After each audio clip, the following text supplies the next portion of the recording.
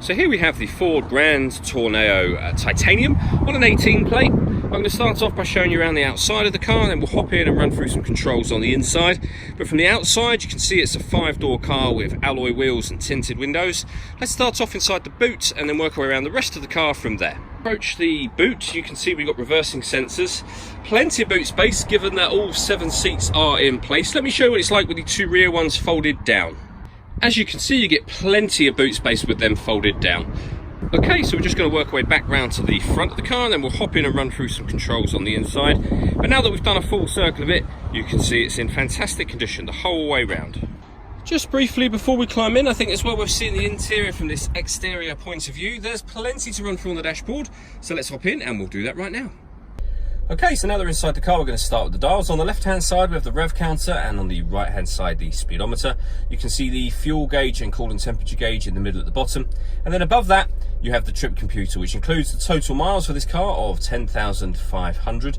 You can change information displayed above that by using buttons on the steering wheel for various different bits of fuel economy information, eventually back round to the beginning again. If we're back out to the steering wheel, on the left hand side we have the buttons I was using just a moment ago, beneath which we've got cruise control and speed limiter. On the right hand side we have stereo controls and voice activation for the phone. So hit that button, ask it to dial anyone in your contacts list, and it can do that for you without you having to take your phone from your bag or pocket. That is, of course, once you've paired up your phone, and that is done using the stereo and screen over in the center just here. So before we come back to the phone, you can see this car's got FM radio.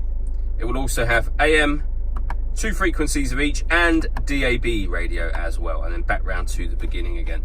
If you want to listen to your own music, you can do that via the CD player. Once you've paired up your phone, you can also stream music wirelessly via Bluetooth audio, and this car has got USB and auxiliary inputs as well, so plenty of ways to listen to your music. Below that, these buttons will access those different ways of listening to the music and pair your phone. And this one will do the volume for the stereo.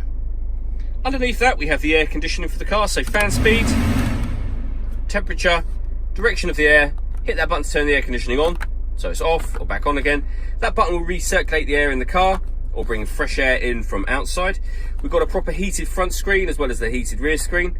This button is for the stop and start, so this car is designed to cut out when it's stationary in traffic to save you fuel. Hit that button to turn that system off.